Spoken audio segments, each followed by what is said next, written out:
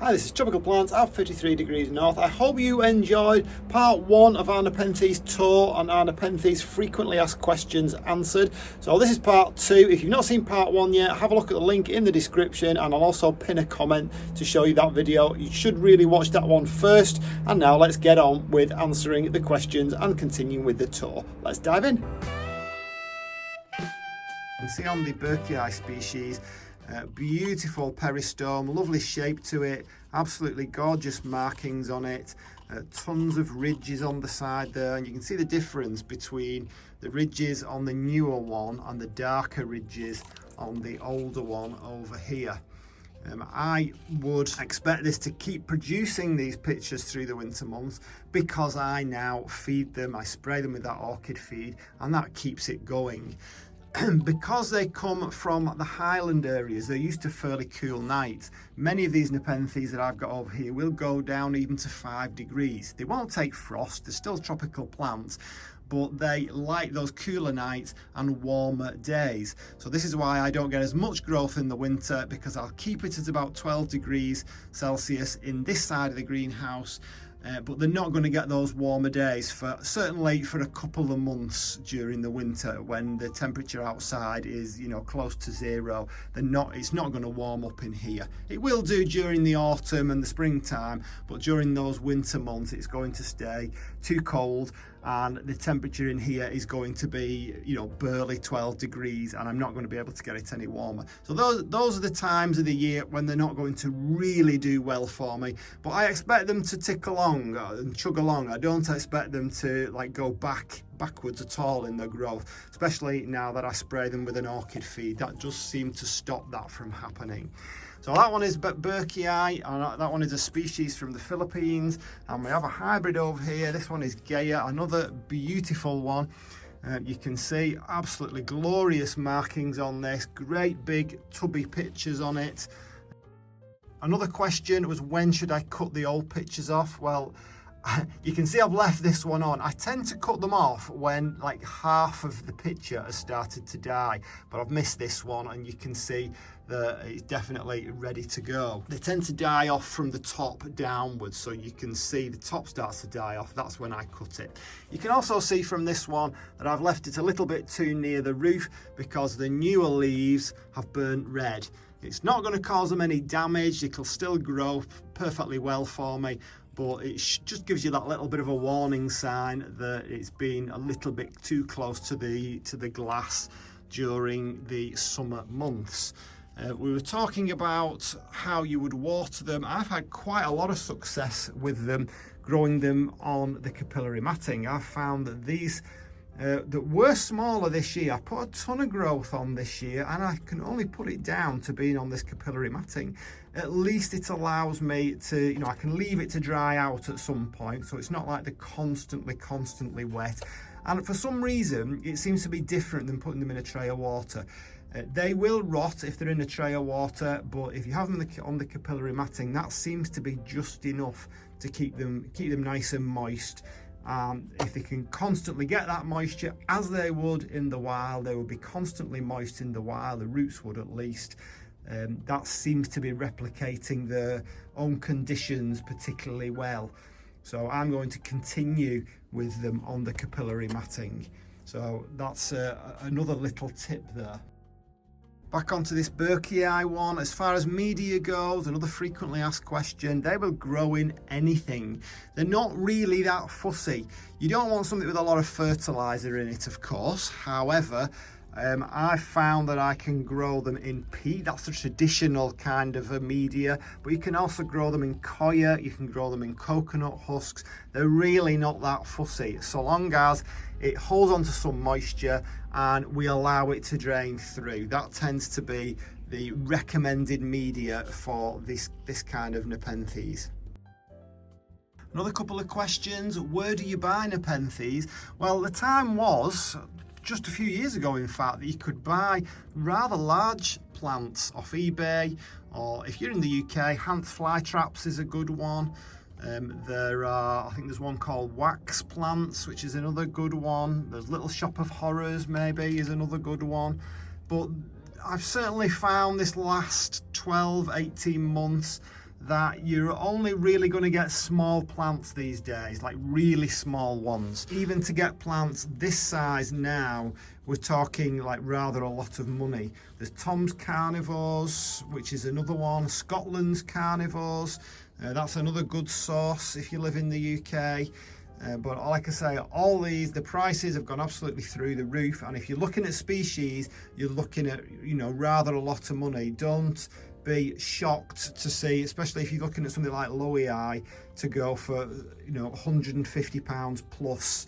You know, these are not cheap plants. I suppose if you think about it, where they've come from, the amount of time that they've spent growing in the nursery, growing with the seller looking after them, especially if you're looking for a bigger plant, then you're going to pay for it. But I would say that on the whole, if you give them what they need, they're not really that fussy, and they don't tend to struggle so long as you give them what they want. And we'll talk about some of the things that they want in a while.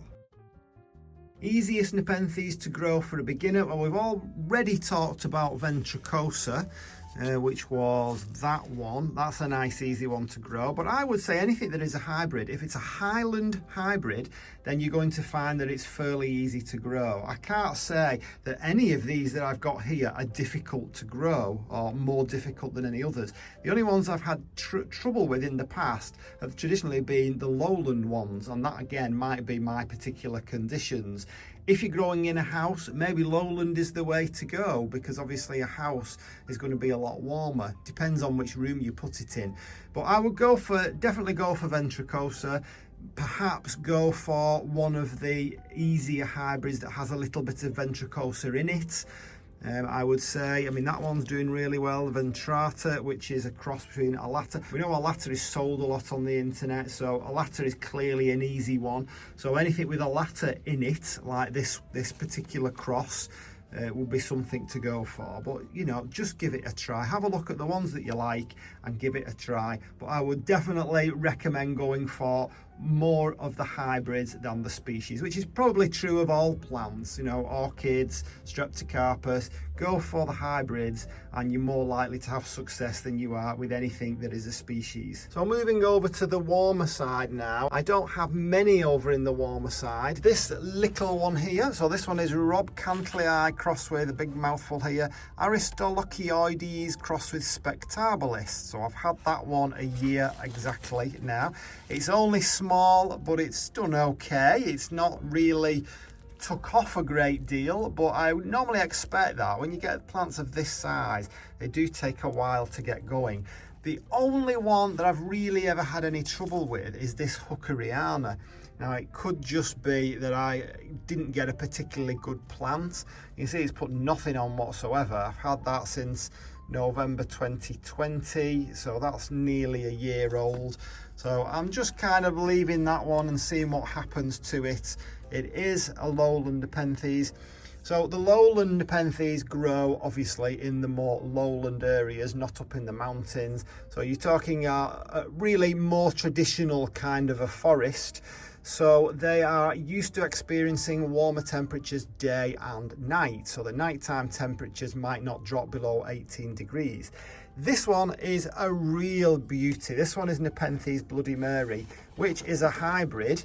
You can see this one has really put a load of growth on this year.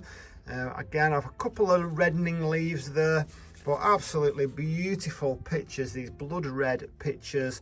Quite a strange looking peristome really. It's not really flared and turned down. It's kind of like on a horizontal plane. Really beautiful plant, nice big leaf jump on it there. This is the only Nepenthes I've had that died on me. There was a reason for that though. The reason was that I was getting a new greenhouse at the time. So I moved from my old greenhouse and I had to put this in the conservatory, and it was very dark in there and the temperatures dropped to about 5 degrees overnight. That was what did for it. A combination of the cold over a couple of months along with the darkness. Didn't like it and I had nowhere else to put it. I probably could have put it in a windowsill really and it might have survived that, but I just had enough on my hands at the time with the new greenhouse build, and I lost it.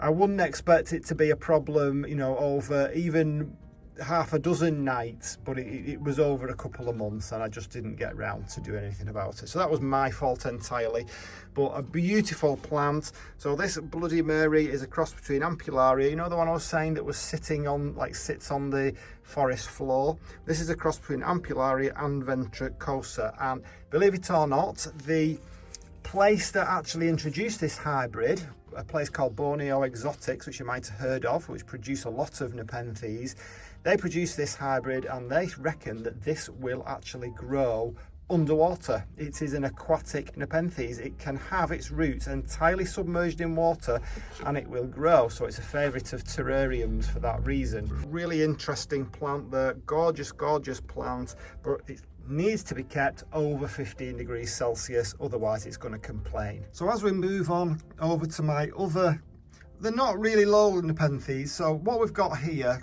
we've got two exactly the same. Both of them come from the same plant. They were rosettes, come from the base, basal shoots I suppose you would call them at one point.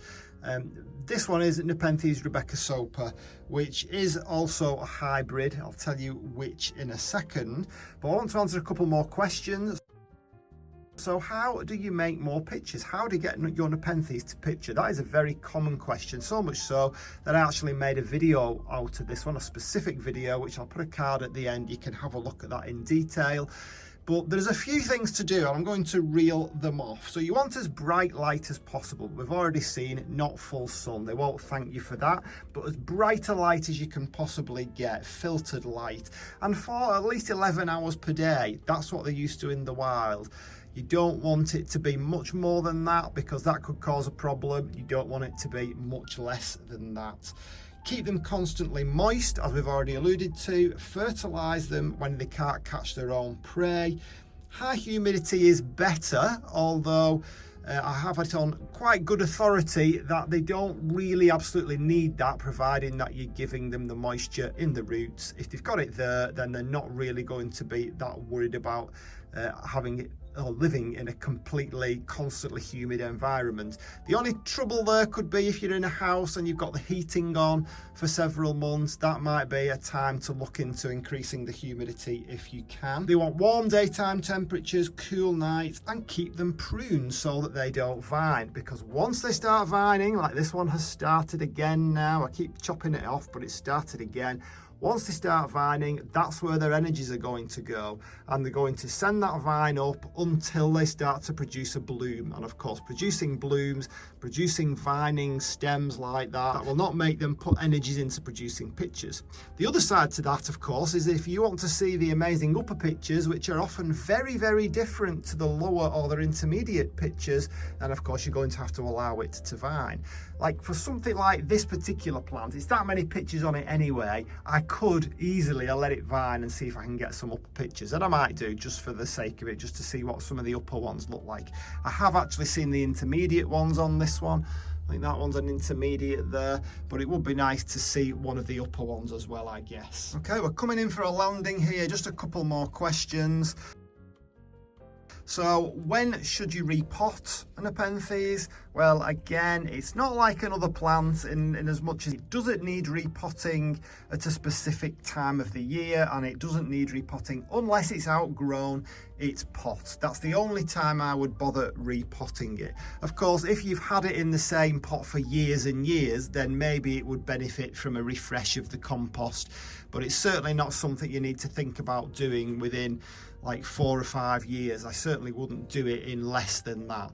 Let it just do its thing and enjoy those beautiful pictures, because of course repotting something that has all these pictures that are full of digestive juices is not an easy task, let me tell you. So Rebecca Soper is another hybrid between Ramispina and Ventricosa. Ventricosa is used quite a lot in the hybridizing of these Nepenthes. So this is a really nice one, very dark pictures, but the intermediate ones are a completely different colour and the upper ones are completely different still. You wouldn't think they were from the same plant, and that's very often the case with Nepenthes. The upper pictures look completely different because they have evolved to eat different prey. So they have different ways of attracting the prey. very, very fascinating plant. So this one in actual fact is, it could be classed as both a highland and a lowland. I've got it growing in lowland conditions at the moment, but it can go down, I think it can go down to at least 10 degrees. So this could be considered as a highland as well. Obviously, it's a cross, it's a hybrid. So the hybrids in general are a lot more forgiving than the species. So another frequently asked question, why is my Nepenthes dying? Well, the likelihood is all those cultural factors that I talked about in terms of why your Nepenthes might not be picturing, they all apply. So it pictures if it's happy, it won't picture if it's not, and if it's not happy, the chances are very high that you've got one of those cultural aspects wrong. Very usually light is the first thing to look at. Are you giving it enough light? Are you keeping it moist? Is it getting the right temperatures? Get those three things correct and other things should fall into place. Then of course, if it's still not optimal, then you can look at feeding it during those winter months. Are you giving it that differential in temperatures and so on? But you'll find that if you do get all those things right, they will really grow for you. They will grow well for you. Yes, they grow fairly slowly, but you'll know that you'll get some growth on in a season, and that is very, very satisfying. I've noticed mine here tend to point towards the light, which comes in from that side of the glass. The sun comes round that side of the building, so they all point in that direction, which is a shame, but I can't do anything about that now. I've just got to get hold of them and move them. That's the thing to do. Lovely, lovely dark colour, chocolatey colour to the Nepenthes Rebecca Soper pictures. So I hope I've piqued your interest for Nepenthes and perhaps given you a little incentive to go and start growing these incredible plants. Definitely a talking point if anybody comes around and has a look at them. It's usually the first thing that they notice in the greenhouse. So I would say that if you are interested, I'm going to put a couple of cards up at the end now which talk about some of the things that I mentioned, things like the difference between upper pitches and lower pitches, or how you can get yours to grow more pitches more frequently, that kind of thing. Go and have a look at those videos. If I haven't answered your question, can you put your question in the comments and I'll see if I can answer it. Thumbs up please if you've enjoyed this or you've got any value or entertainment out of it. It all helps the channel to grow and it helps me as a creator to keep creating more and more videos that I think you find useful. So for now, I'll see you on the next one. Bye.